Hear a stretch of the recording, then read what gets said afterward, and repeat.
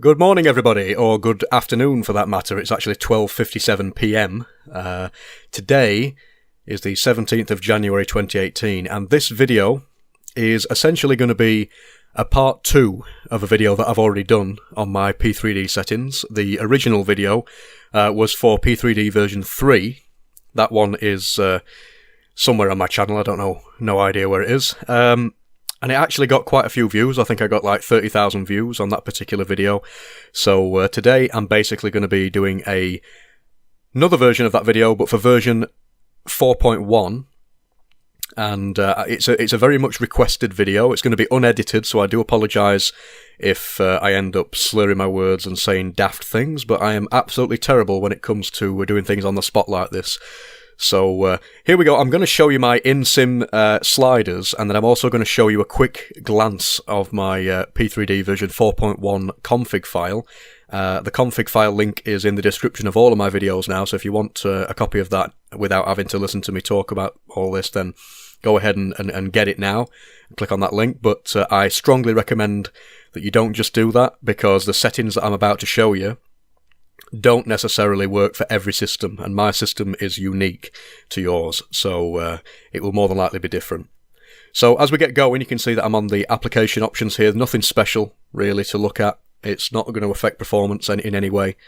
The information screen, again, not really anything special.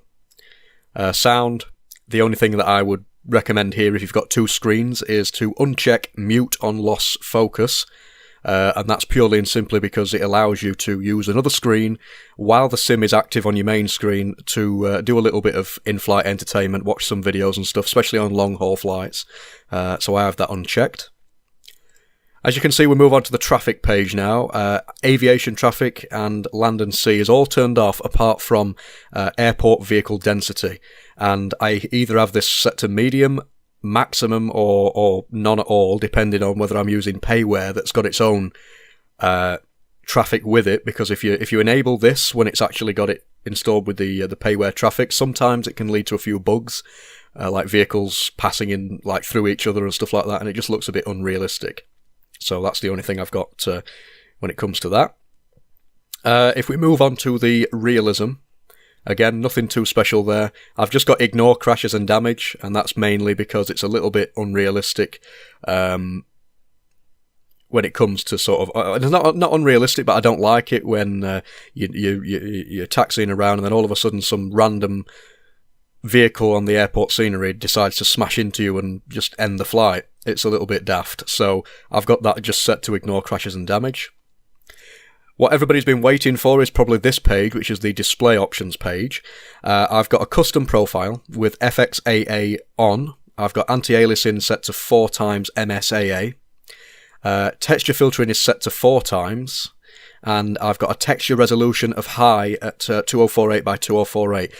Bear in mind that the texture resolution can be increased on my system at least to ultra, and it doesn't have any effect on performance because this uses your graphics card, your GPU, in my case the Nvidia GeForce GTX 980, as opposed to your CPU. So my graphics card can handle that. It might affect performance if you have a lower spec of graphics card, but me personally, I just keep it at high. The reason I don't put it on ultra is because, to be honest, I just don't want to... I don't notice much difference for a start, and I can't be bothered with changing it to anything apart from high, to be honest. Moving on, display, as I said, it's the Nvidia GeForce GTX 980 with 1080p resolution. Blackout desktop I've got unchecked, and the reason I have that unchecked is because, again, it allows you to take advantage of multiple screens, so you can switch between your screens. If that's ticked, the screens will actually be completely blacked out, so you won't be able to use your other screens. Autofill main window is also there, and you can see here that the frame rate controls I've got set VSync on. I've got triple buffering on. I can't even say this. I've also got a target frame rate of unlimited, and the reason that I've got it unlimited is because it works best for my system. On the previous setup, I think I had either 59 frames or 60 or something like that I locked it at, but unlimited seems to work a lot better for me in this particular setup that I've got now, of a new installation of P3D 4.1. Mipmap VC panels is selected. You can unselect that, but what it does, you won't notice a difference in daytime, but if you look at your virtual cockpit panels at the night time, it tends to have like a weird sort of dotted effect, and it's not really nice. So if you're not too bothered about that, fair enough, untick it, because it does improve performance. But if not, then just leave it ticked. World, let's move on to world. So level of detail radius is high, tessellation factor is also high.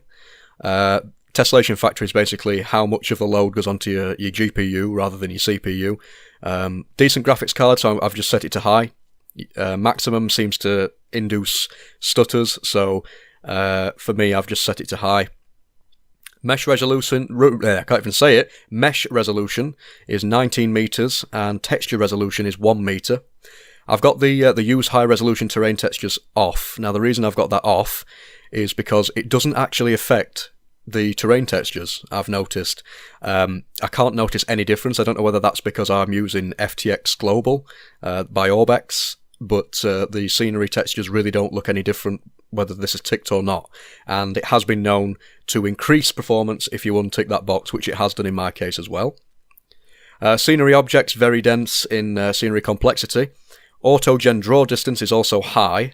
Autogen vegetation density is just dense, and the autogen building density is very dense. That basically, it's a nice sort of balance for me in terms of performance and visuals. You're going to lose frames no matter what you do on here. If you don't set these a little bit higher than what you want to, you're more than likely going to have a sim that doesn't look very good. So I prefer to set mine on the slightly of the high side, but also holding back on a few things such as draw distance. I've just set that to high, purely and simply. I can manage with a little bit of pop in and stuff like that from the scenery. It doesn't really bother me. Dynamic 3D auto gen vegetation, all that means is basically the trees will react to the wind and start blowing around and stuff. I'm not too bothered about that, so I've unchecked it. Water detail is set to medium. Again, I don't really care about water, and I've disabled bathymetry as well because I'm not bothered about that. Clouds and user vehicle have both got reflections. That just adds a little bit of realism for me. Special effects, detail and distance are both set to medium. I don't see the point in having anything set to high. For me, basically what that means is you'll see stuff like fireworks and particles and other ambient things in the background. And medium, you still see those things anyway, so it's not really that much of a big deal if you have it high or medium. Lighting, I've got HDR enabled. I've also got brightness set to 1.10, 1.00 bloom, and 1.00 saturation with dynamic reflections off. Dynamic lighting, landing lights illuminate the ground, and lens flare are all enabled. I did have lens flare disabled previously, but I've decided to basically enable it again. It's one of those effects that you either love it or you hate it. It's not, and to be honest, I'm not really bothered about it. I just enabled it just for an extra effect. They don't really affect performance, I should imagine. Shadows, the quality and the draw distance are both set to medium. I'm not bothered about having massively detailed clouds or shadows or anything like that. The reason I say clouds is because it interlocks with the cloud setting here that I've got for casting shadows.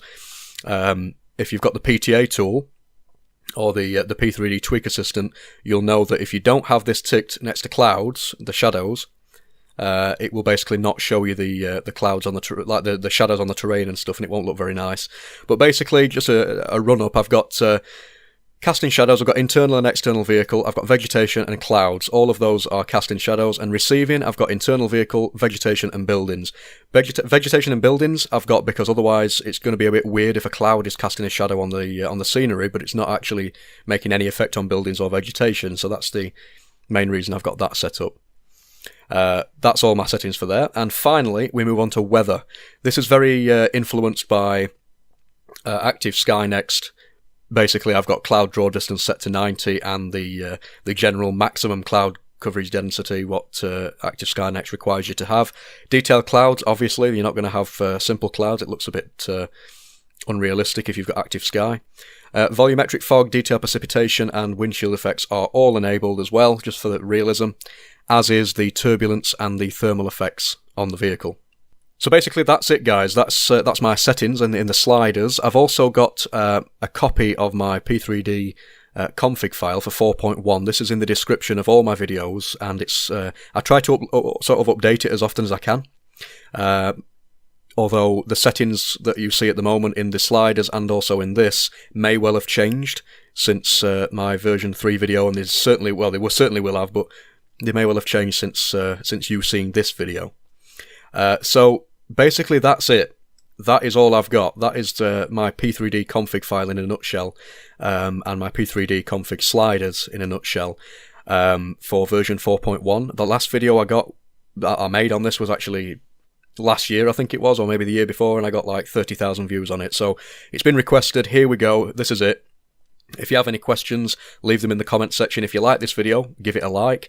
If you really liked it, you can favourite it if you're really that enthusiastic about it. I don't know why you would be, to be honest, unless you really like my videos. If you're not subscribed to the channel, then please consider actually subscribing. It really does help.